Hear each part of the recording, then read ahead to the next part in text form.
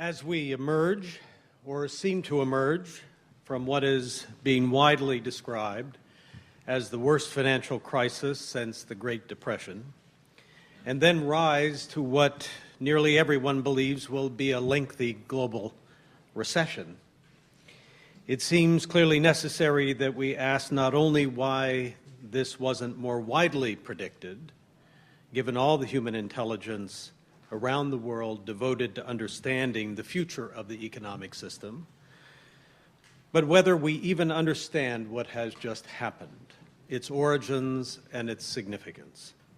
It is certainly true that people knew there were risks in the subprime mortgage business, that so-called collateralized debt obligations and credit default swaps were dangerously obscure, terms that we now are familiar with that hardly any of us knew anything about just a few months ago. That we were experiencing a housing bubble, that banks and consumers were over-leveraged, that we had a current account deficit that was not sustainable, and that the rising middle class across the world was putting pressure on scarce natural resources. But was this enough to bring the entire economic system to the precipice of total collapse? Did they all come together unexpectedly? Did we fail to anticipate their individual magnitude?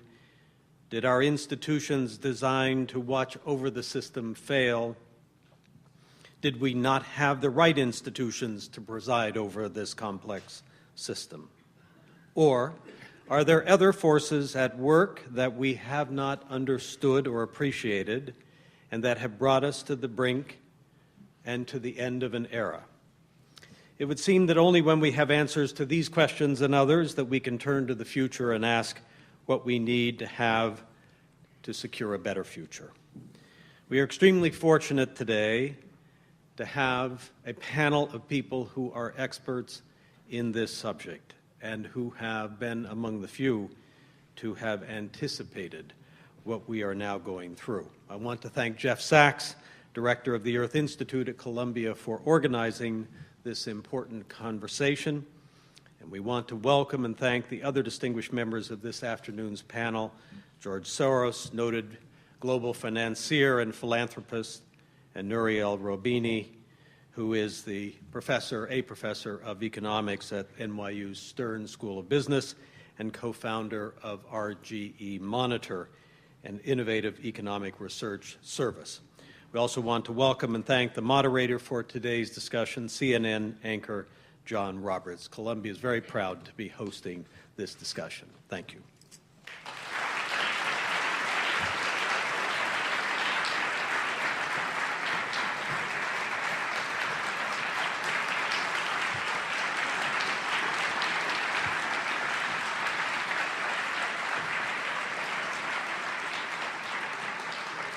Thank you very much, Lee, for that kind introduction. Welcome this afternoon to our discussion, the title of which is Can We Save the World Economy? At last check, just a few minutes ago, because things are moving very quickly, as you know, these days, the Dow was up more than 300 points, so we would say crisis averted and cut you loose for the rest of the afternoon, but we have such a wonderful panel assembled here today, we thought we'd let you hear them for a little while. Wanted to introduce our speakers. Of course, he needs no introduction, but I'm going to anyways. Global financier and philanthropist George Soros, founder and chairman of the Open Society Institute, the Soros Foundation's network, also chairman of Soros Fund Management. He was one of the people who years ago said this bubble that we're experiencing is unsustainable, that it has to come collapsing down at some point. We're not happy he was correct about that, but it's good to know that the forecasts sometimes work out. Seated next to him is Nouriel Roubini, professor of economics and international business at the Stern School of Business, New York University.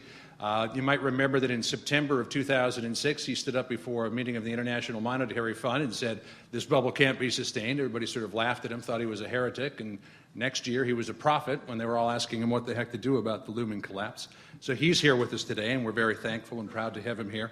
And of course, Jeffrey Sachs, my new buddy who comes on our morning show program every time the markets are down 10%. We call him up at 4 o'clock in the morning, and we say, Jeff, can you be here in half an hour? And most of the time he comes. Director of the Earth Institute here at Columbia University and Special Advisor to UN Secretary General Ban Ki-moon.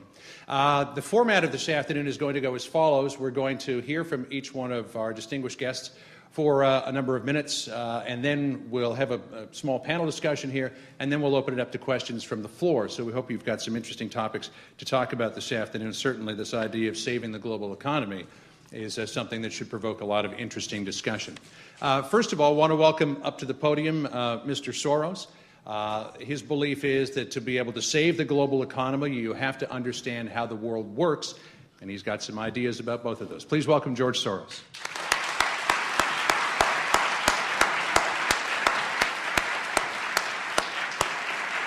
Yeah, it's very important to understand how financial markets work because misconceptions, misunderstandings can do tremendous damage.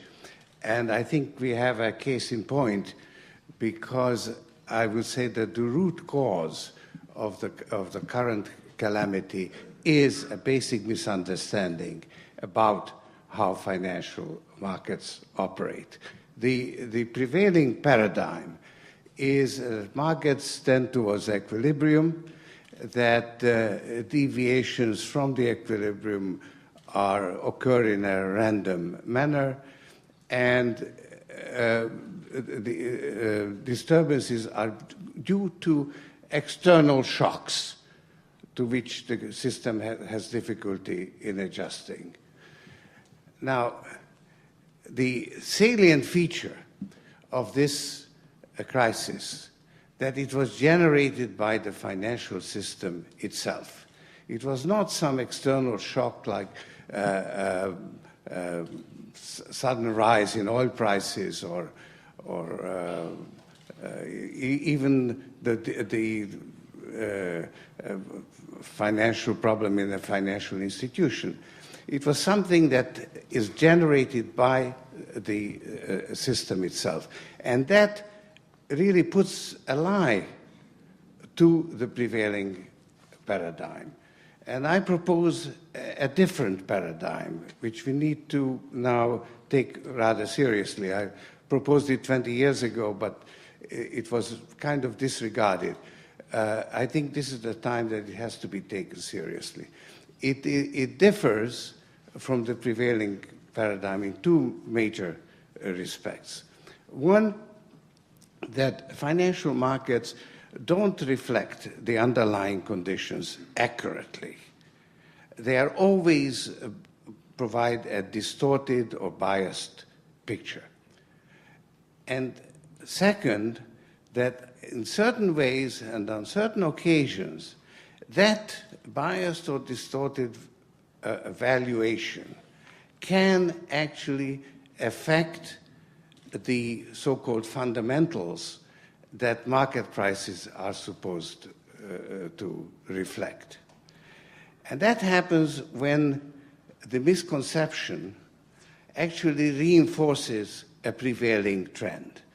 And that leads me to a theory of bubbles, because I contend that every bubble has two components. It has a trend that actually is occurring in reality. And then there is a misconception or misinterpretation that has this effect of initially reinforcing both the prevailing trend and the prevailing misconception, which eventually reaches a point where it becomes unsustainable. The divergence from reality is just too blatant.